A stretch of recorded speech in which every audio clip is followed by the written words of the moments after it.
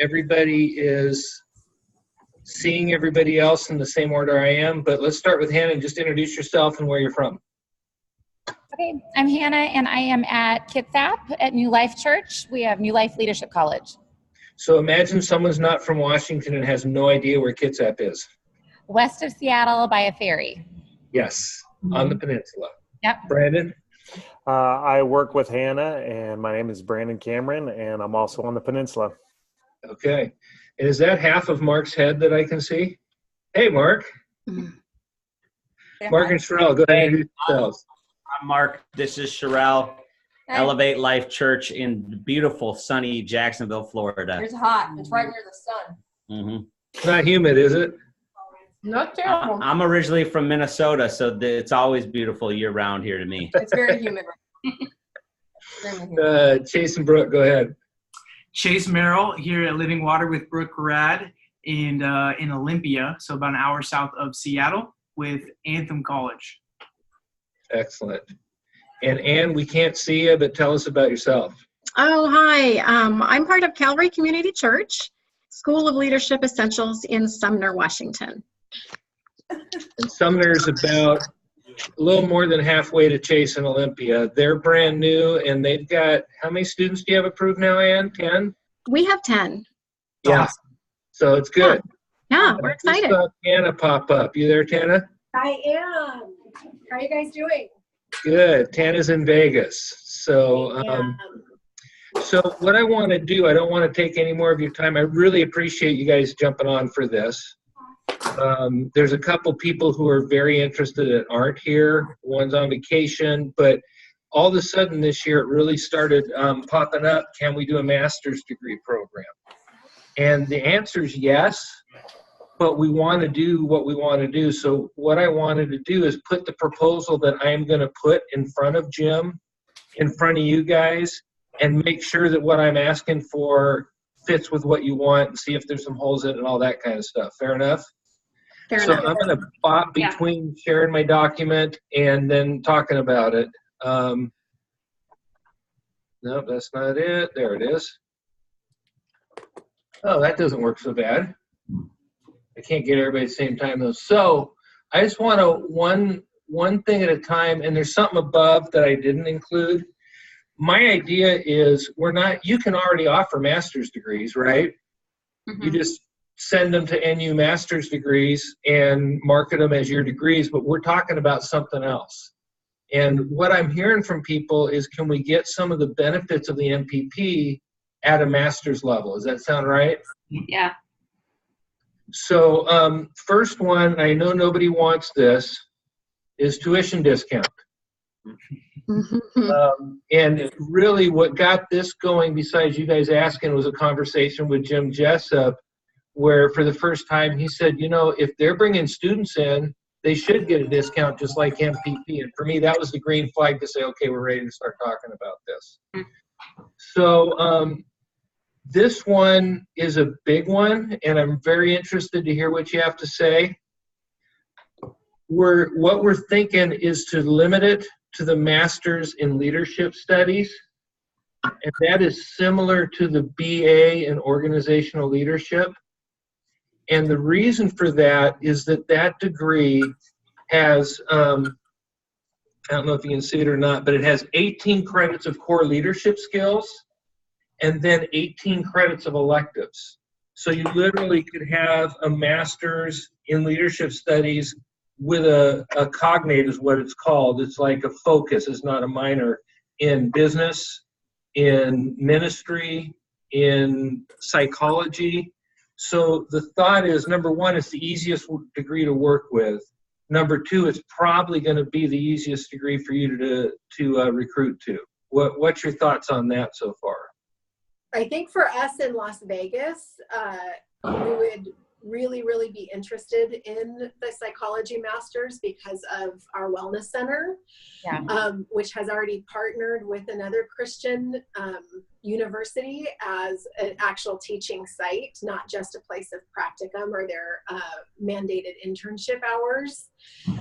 So right now our church has 20-something students who are in process of their master's degrees, whether that's from ASU or UNLV or what have you. And it feels like a gap that our ministry school with the partnership with NU isn't able to kind of corner the market on that we're outsourcing it to other schools.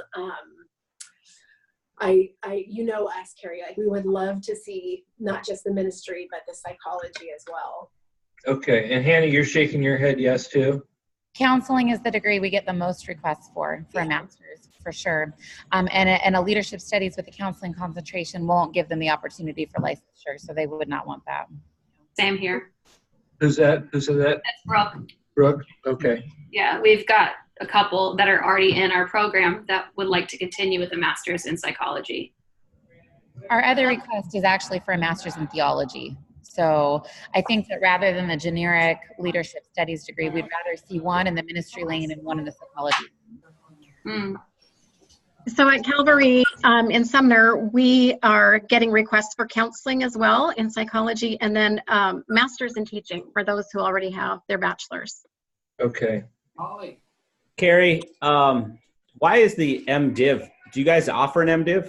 We don't offer an MDiv. We've been asking them to put one together. We've basically got everything for an MDiv from what I understand, except for the languages.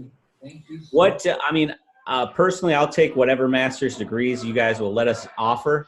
But what would be the reason to not offer as many as possible, like we do with the bachelor's? The thought of it, this started with Dan in Dublin.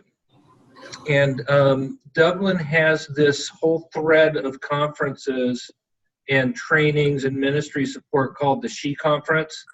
And it's all about equipping, empowering, and placing women in positions of significant leadership. So they had 500 women come to their conference this year, and they have a significant number of them. It's a pretty highly educated area. So they've all got BAs, but they want to do a degree as a component of stepping out in leadership. And the leadership degree seemed to be the one that would catch what everyone was doing, but still allow them the freedom to focus in different areas. Because you work with an advisor and you design the cognitive part of your degree. Gotcha. And it was just in terms of launching something, if we can focus on one thing and do it well and start branching out. But what I'm hearing is there's a lot more, and Tana, it's not a surprise coming from you because I know what your church is like, more interested in psych or counseling. Mm-hmm. I think if you gave us a leadership one and a psych one, that'd be good. If you give the leadership one and the psych one, that would be good.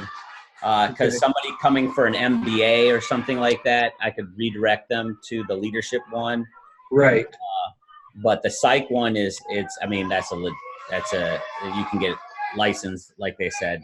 So I'm gonna shut mine. Yeah, and I could make the same case you did for a theology degree, a leadership studies degree with a cognate in Bible or theology or ministry. But like you said, I'm just repeating it so you know I'm hearing it. When you're talking about psych, you're talking about specific counseling certifications and licenses that you're aiming for. So that's a different deal. Carrie, is one of the reasons to have like a limited amount of degree offerings so that we can get as many students as possible into one cohort to have it be successful and be able to run? Yeah, it definitely is. But one of the things we were aiming at is the practicum. And one of the things that Dan said when we were initially talking about it was, listen, for people at this level, the live classes are not as much of a draw. Hey, there he is. I was just talking about you, Dan. Hey, how you guys doing? Good. Sorry for the moment being late here. What's that? Sorry for being a couple minutes late here. That's all right. So the ministry, the Masters in Ministry Leadership that Northwest offers, one of the draws is there's an intensive once or twice a year where you'll come to Northwest or like Boise has enough students that we bring the teacher to them, so they're together for a week and getting a lot of the live classes to do pre-work and post-work. But one of the thoughts, and Dan, I was just talking about the kind of gals that might be interested in this from your church, is these aren't pastors who can take a week off from their ministry as part of their continuing education. A lot of these are just going to be quote unquote lay people with jobs and families and everything, and they'd rather just take the classes online and have the freedom. Yeah. So the thought was the live component is still a significant part of what the NPP offers. What if we really scratched the live component itch through some kind of practicum leadership cohort that's based at the church? But that was the thinking behind it. Because I do think that, the tuition break is a good thing. Having some kind of practicum that you're getting credit for is a big part of it, but also having some face-to-face interaction, especially on a master's level. Totally. Important too. I will say I did the MAML, the missional leadership degree. I did it in a cohort style, and I think it was 3 years, but maybe it looked like it was 2 years in the current plan. And the bar of being able to have like the same 10 people that I was working with for 2 years coming together for a class kept the learning excellence really high. I could see the drawback of, if I only have 2 students who want to do it, I probably can't offer a cohort. But if there is a way to do it, I would say as someone who experienced it, the learning level is really high when you do it. Yeah. Well, and part of what we need to think of is how we tap into technology like this. Yeah. Because I know when I did my doctoral degree through George Fox, we had a check-in time like this, but we were doing, I don't even know what we were doing. It was all chat room stuff, and their technology was so bad that we had side conversations going on, that technology and the interaction was way better on the side conversations with a lot of people and stuff, So that's a thought too, is that if there's a component, if you only have, I don't even know about the psych degree, but this gives me some marching orders.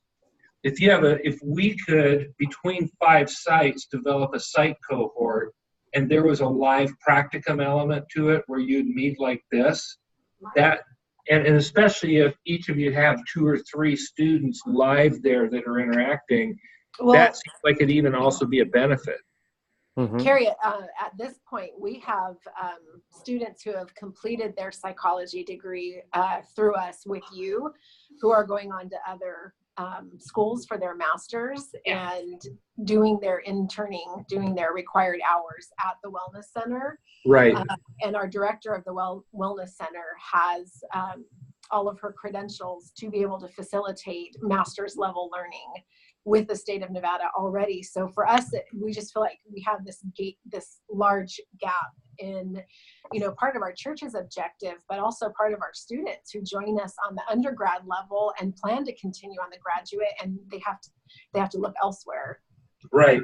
Oh no, I wrote that down. Believe me, that will carry weight with the VPs to say, well, we had them, but we couldn't offer them the next step, so they're going to other institutions. Yeah, believe me, that will get their attention. There's 4 right now. 4 of them. Okay. Who are currently starting brand new this fall in their master level. I'll take notes for you, Carrie. Okay, good. I got it too. I have students that are asking for master's programs as well, that when we say it doesn't apply to the MPP, they decide not to go with the master's program with NU. But we easily be able to transition them to NU if we said it was part of our MPP. That's true for us too. We had students start both with Grand Canyon University and the Seattle School of Theology this fall because we weren't offering their programs. Yeah, we see that on the recruit front as well, a huge demand for master level. I mentioned that to you before, Carrie. So just kind of summarizing, it sounds like the leadership degree is a good thing, but the bigger need and the bigger opportunity is the psych degree, right? Yeah, yes. We do also have a lot of requests on the recruit side for business. for the MBA. Okay. I'll write that down too. What were you going to say, Dan? Carrie. Yeah, I would say on our level, I think we would get interest from those three. I think primarily probably ministry. We have a big culture amongst at least the women's ministry of getting into the word. And, I've talked with you about this before with She Conference. There is a lot of interest from women in going deeper. And almost everyone has a bachelor's degree in the Bay Area, if not a master's degree. And the various people that came up to me at She Conference, I mean, there are 2 or 3 women, one with already 3 master's degrees, but one in Bible or leadership. And so a lot of interest academically, but not in a bachelor's. And so, especially for ministry, here's another piece. The psych component might also be a big draw for us as well. We actually house a counseling center at New Life. It isn't New Life Counseling, but it's housed by New Life. And we have numerous counselors that have their doctorates that might be interested in something like this, in teaching. Okay. How many of the rest of you have a counseling center like that? I know you do, Tana. Does anybody else? Okay, well, maybe this gives birth to it. We don't have a counseling center, but Pastor Tim, our lead pastor's sister, runs the #1 marriage and family counseling center in all of Florida, and it's a doctorate and goes to our church. So it would be a different way, but it's the same end result. Mm-hmm. Yeah. So what you were saying, Dan, about I'm hearing psychology loud and clear. And then the question I want to ask is, when you're talking about a ministry type degree, there's 2 ways to go.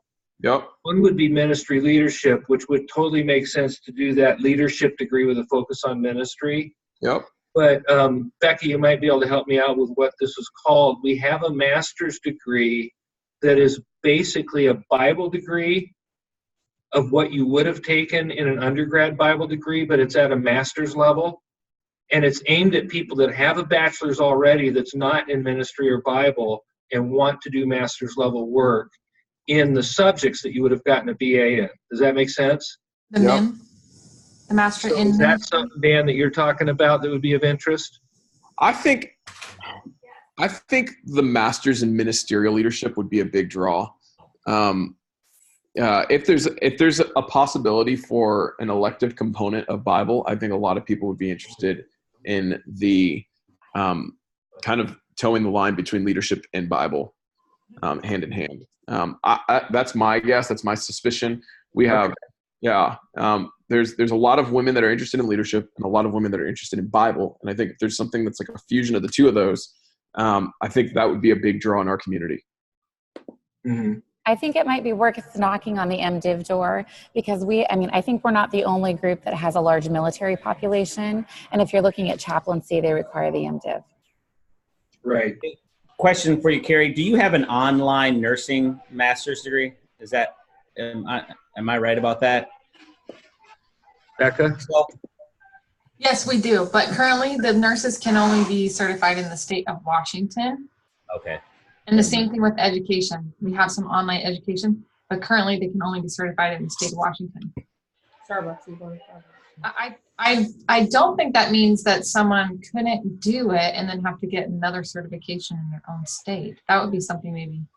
Well, in priorities, then I think for us, it would probably be the psychology, the leadership, and an MBA. If those 3, if you were looking for a business degree, there's the MBA. We already offer a 4-year degree in psychology, so being able to offer a master's in that, and if you're going to be a legit counselor, you end up having to get a master's anyways.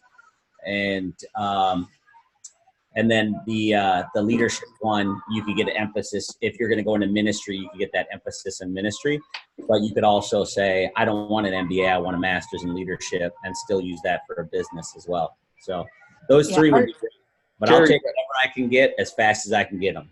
Carrie, do you have APA? What's that? And you have APA accreditation? Yes, new this last year. Yeah. good. It was a big deal. They had a big celebration and everything. That's awesome. Sorry we didn't invite you to the party. Oh man. Somebody else weigh on that. For most people, it sounds like psych is the big one. Yeah, our preferences would be the same: psych, the MBA, and then the MML. I'd flip it. I'd go ministerial leadership, psych. And there's so many incredible universities out in NorCal. I don't think they would choose Northwest, for a local thing here. For a psych. Yeah. The only thing I'd say, Carrie, is you can't just be psych, because that's very specific. And the leadership one is wide open for ministry and business. So if we only offer a master's in psych, then we are only targeting a very right. Where the leadership or the MBA opens it up to a much wider audience. And that's why we thought that was a good starting place. But if there is that narrow audience that we already have that might be interested, I'll start pushing both. Yep. Yeah, I think on our end of things, the ministry leadership is a great option just because of the culture of our church. But we're not fully in marketplace land yet with our school. But then we also have the students in our program now who are majoring in psych that would potentially not lose within a year or two, that we would want to retain. Yep. Right. Brandon, you're being very quiet. I'm just listening. I'm thinking about it. Okay. Fair enough.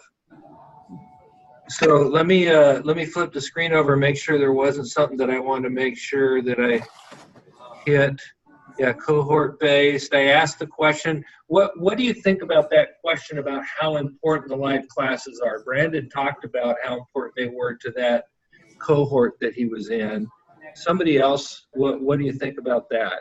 I think live classes definitely add an important component to the pedagogy. And so I think quarterly or, maybe twice a year would be once a semester, not quarterly, once a semester. I think that could be powerful.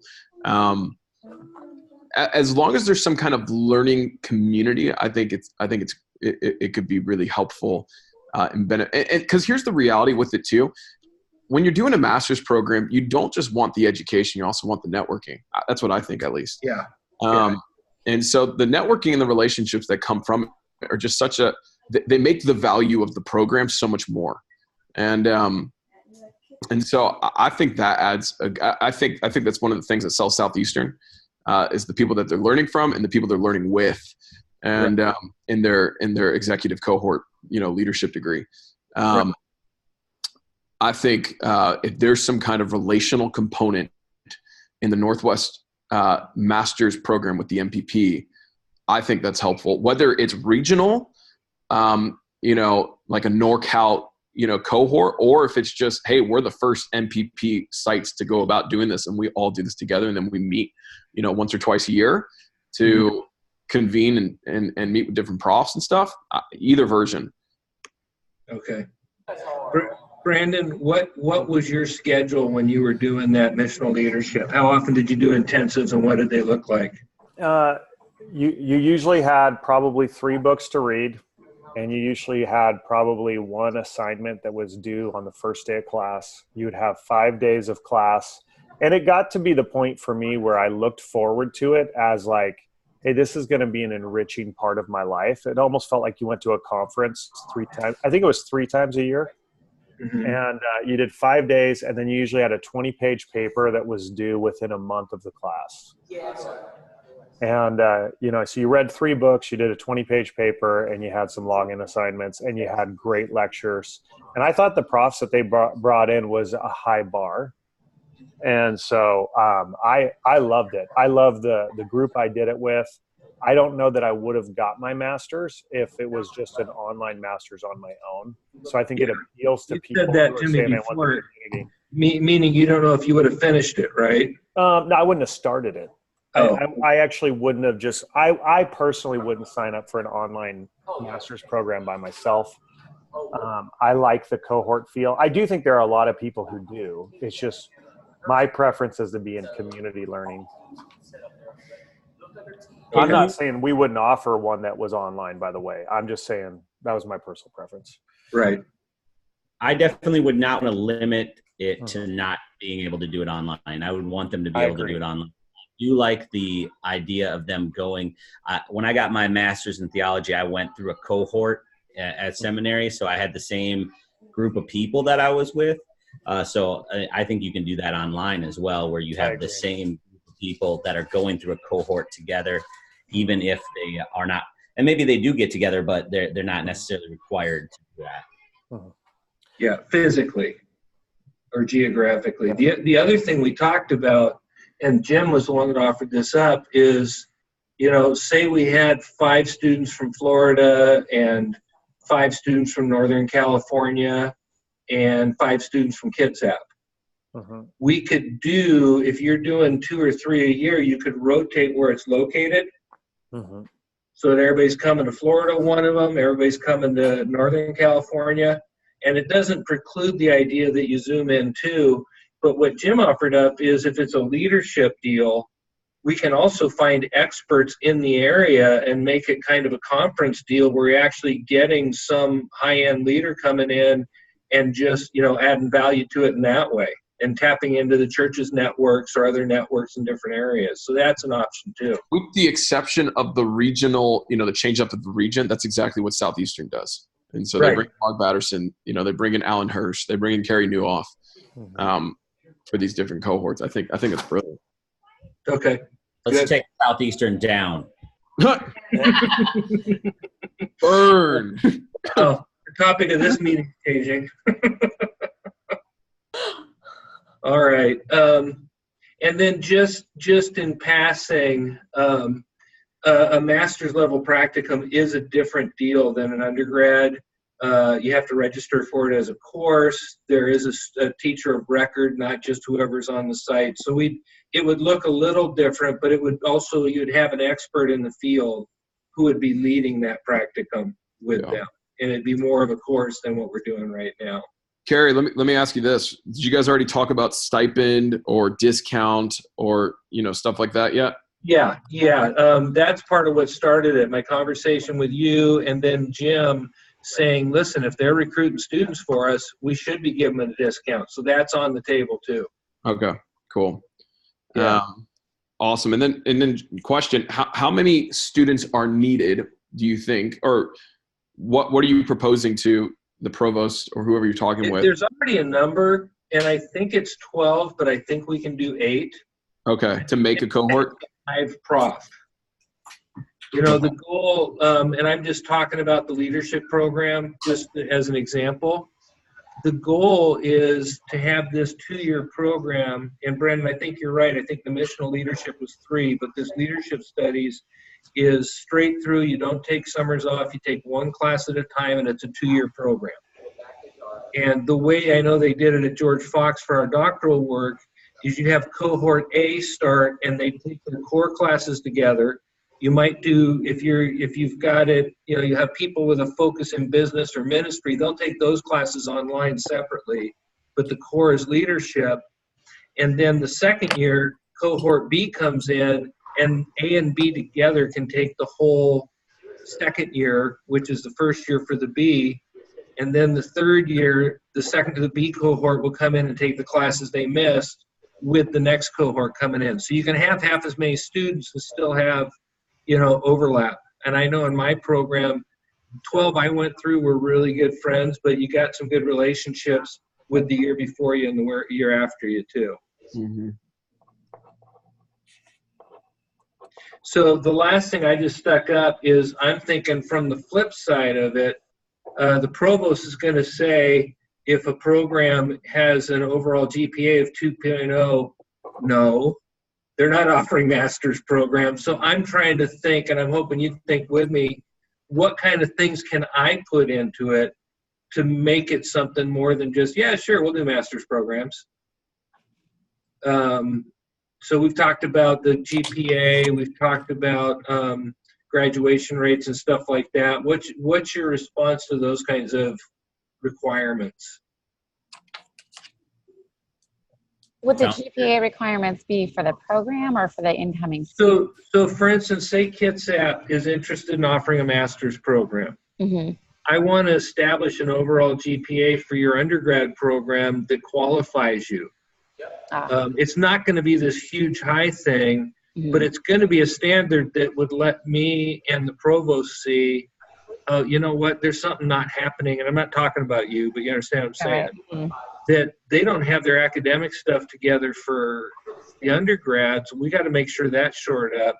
Now, I'm not sure he's going to require that because a master's student is a whole different deal than an undergrad student. Yeah. They don't need the academic support. They, you know. Right. I would My guess is threshold the undergrad's personal GPA. Yeah. Right. My guess is you'll come in, like if you have a standard, I would guess you'll hit it high. I mean, I think our average student averaged like a type of GPA. I mean, it was like 3.0 or above. So I just think when you've signed up at that level, you're not thinking about not turning in your homework. And Yeah. No, and I'm talking about program, but I also think that the kinds of programs that want to offer these are the kinds of programs that are already doing fairly well academically. You know, philosophically on thinking in terms of a master's, just if we're all offering it, you know, more and more I find myself giving advice to like a young person who wants to do ministry. Like, you know, I've talked to a gal recently who wants to be, she wants to be a kids pastor. And I said, you know, have you thought about maybe getting your teaching degree and then getting a master's in theology or a master's in missional leadership? Almost like how seminary used to be, where you would get like a business degree or a psychology degree, something that you could apply anywhere. And then your master's is really where you learn your Bible. It's really where you do and I just think more and more coaching kids, I think, you know, like if my son said, hey, I want to be a pastor, I'd say, why don't you get your business degree and then take seminary and get an MDiv? And that way I know that, you know, in his future, no matter what happens with him, he's got options. He's got options in the church, options out of the church. And so I think, you know, when we get to the master's level, if we're thinking more about teaching the Bible and offering theology to help people in that higher level, you know, I think the practice is important, but a lot of times you get the practice in the church. Like when I actually got my master's in missional leadership, the reason I got that is because they didn't offer a master's of theology. Had they offered the master's of theology, I would have chose that over the leadership one. I wasn't looking to the college to develop my leadership skill. I was looking to the church. I was looking to the college to develop my theology and my education and my history and my knowledge of the scriptures. And so I don't know where everyone else is in on that, but I would, you know, I would love to see that the masters become more like a seminary for students that already have a business degree and want to really, you know, I just wonder who's out there in our communities that has a business degree that thought, I want to become a master's, or I want to get my master's, but I'd like to get a master's like an MDiv or a master's in theology and become a pastor. I don't know. That's maybe my little rant, but that's what I think of when I think of that program. Yeah, no, I'm with you, and I think that reflects the values of the undergrad NPP, because we're not just offering ministry degrees. In fact, exactly what you said is what we're doing.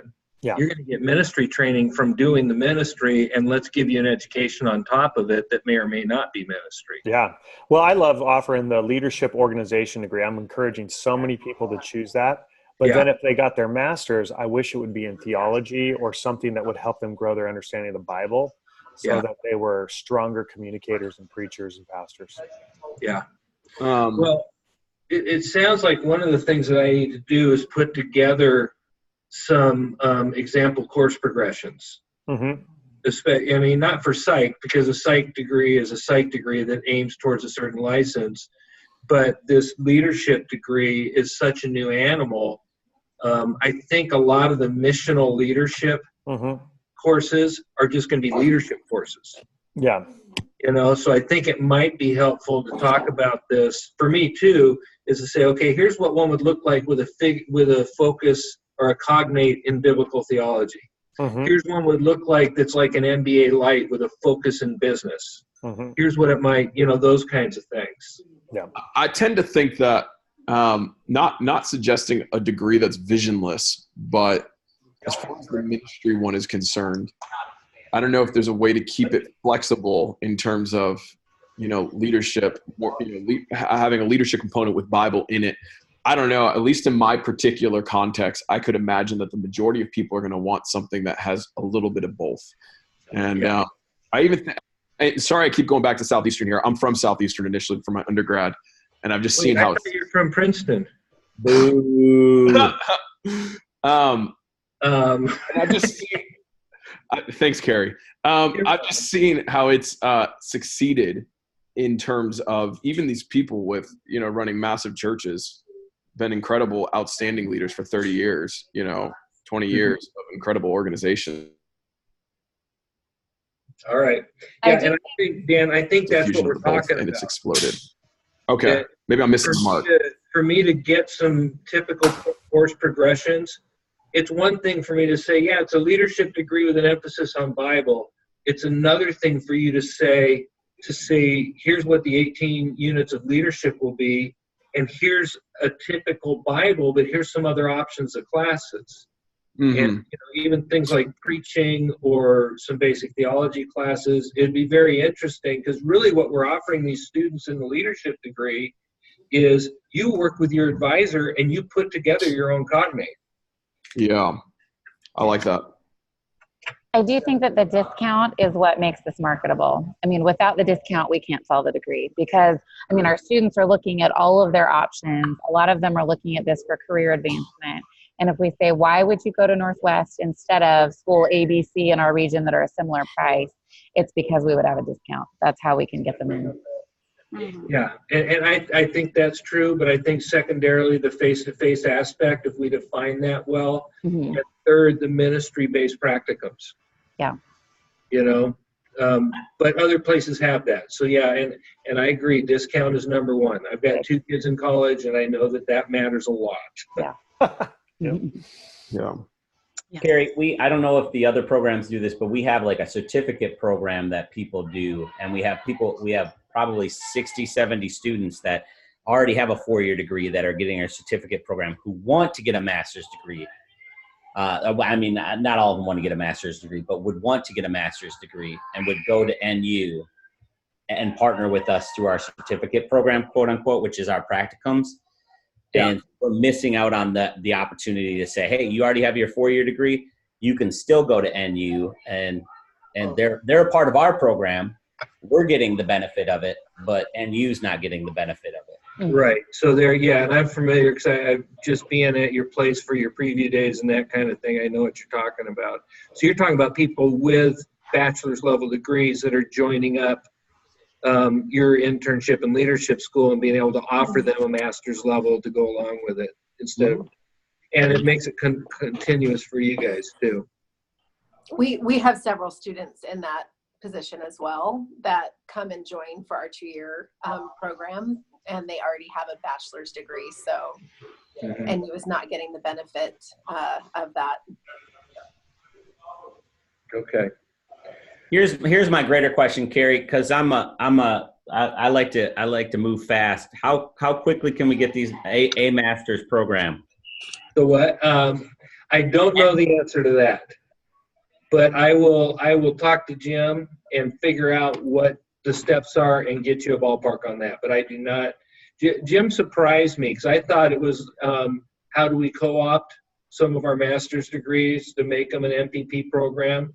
And he came back at me and said, with more of, you're developing your own program here, which is good, but it's going to take a little bit more to do it. So, but especially that leadership degree, when I talked to Ben, who's the assistant provost, he teaches a lot of those classes and has been involved in development of them. So he was aware that there's some that might need to be developed, but he's also the guy that can do it, because he's already got the curriculum that they're teaching in a more traditional format. So it's just putting them online if we need to do it. What's to stop us from starting offering master's degrees that are currently offered in an online format through Northwest already? If we're recruiting students to those programs, is there any reason we couldn't just hit the ground running in January and say, hey, we've got students for you, let's plug into the online programs that exist now while this other thing is being developed? Yeah, and the only thing is what you said, which is they're not getting the discount, but I could separately pursue, listen. Well, with a discount. Yeah, I mean, we offer them with a discount if we recruit students for January. Right, exactly. That's exactly what I was going to say. Yeah. I'm sorry, somebody walked in. What did you just say? She asked, what's keeping us from just taking current online programs that Northwest offers, and I'm adding a little bit to it, putting a marketing piece that makes them part of my MPP, and then just going for it for fall or January. And the answer is nothing except for the lack of discount, but I could pursue that separately as kind of a triage to say, hey, we need to get these programs, but they're going to recruit for us. What is it worth to us for every student they recruit? What kind of break can we give them? Yeah, that's great. For us, the local colleges are already in price anyways, even with the discount. So people are not coming for their 4-year degree because right. of the discount. They're coming to the 4-year degree because of their relationship with us. So right. I'm not as concerned about the discount, although yes, that gives us a marketing tool, is the ability to move as quickly as possible and adopt that into the MPP. Because some of them, they come in, they pay $1,300 a semester to be in our certificate program. And if they're in the MPP pays the $1,300. So right. them is like, oh, and they got a GI Bill, and they can house it all in the GI Bill and have it paid for them. And so they're asking if the master's program is something that they could join in instead. And so for us to move quickly with that and just be able to put that online and having that be a part of the MPP program would be huge. Okay. Yeah, and that you're bringing up the other thing that hasn't been brought up is a program fee. I think we can justify a discount. I don't know how we justify a program fee, because everything we use the program fee for undergrads, masters aren't getting. They're not getting the academic support. They don't need it. And the practicum they're doing is a class they're taking. So I'll write that down just to explore, but I don't know how we justify that. The $1,300 program fee? Yeah. Oh, I mean, without that, it makes then our partnership with it, that would be a huge deal to us. So okay. I would not direct anybody to the master's program if the $1,300 fee didn't come to us. We invest $100,000 a year into our current college program. Yeah. The church invests into it. So if each student that chooses the master's program then has to come up with $1,300 on their right. Instead of having that paid by the program fee. I hear you. I'm in the exact same spot. We dedicate a lot of work and staff time in the process of these students' journeys, academically, emotionally, spiritually. There would have to be a way to add staff and resource, and the program fee is what we use, and our numbers are north of 6 figures as an investment. The other thing is, Carrie, I don't know about you guys, but when I was getting out, I didn't get a master's of divinity, but I was getting a master's of divinity. I ended up getting a master's in theology, but with a master's of divinity, you had to do 1,000 hours of internship hours at a church. And so there is, I'm sure there is, there's a huge benefit for them to coming to us. Part of the reason why our partnership is to offer the degrees, but that $1,300 is like a huge deal. So I think that would be the deal breaker for us. Okay. So that $1,300. I need to hear this stuff. And I don't know where everybody else stands, but that would definitely be like. I see a lot of shaking heads up and down. Yeah, so I would affirm that the same. Yeah, I would have a hard time communicating the why to my executive pastoral staff as to why we would be taking on an additional workload and you receive the whole of the revenue from that and nothing coming into the expenses we would be incurring for it. Same here. And Dan Levy says same as well. Dan Levy, you're going third person on us now? Ricky Henderson? Nobody gets that, man. I'm so old. Did you get it, Brandon? Okay. Ricky Henderson always talked about Ricky Henderson by saying Ricky Henderson. My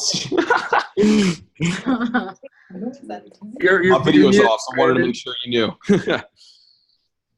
All right. Well, we're coming up on the hour. Thanks. This has been real helpful. I feel like my marching orders are number one to get a triage plan where we can at least get a discount on existing degrees. To pursue the science degree is pretty simple, just to pursue and see what that looks like. To get some course progressions for what a leadership degree with different emphasis might be, and some alternative electives. And I feel like this last thing that you guys talked about, the program fee, this is a good thing, but my job is to justify it. And what I think happens is as we justify it, it drives the live and practicum elements of the program so that they really have value. Because on the flip side, then when someone questions me about it, I can say, look at the value they're adding. Look at the staffing they're doing. Look what they're providing. So, am I missing anything? And I've got MBA and I've got MDiv down as kind of down the list, but they're on the list too. All right. Well, thank you, everybody. Thank you. Thank you, Carrie. Thank you. Good. This is kind of fun. Thank you.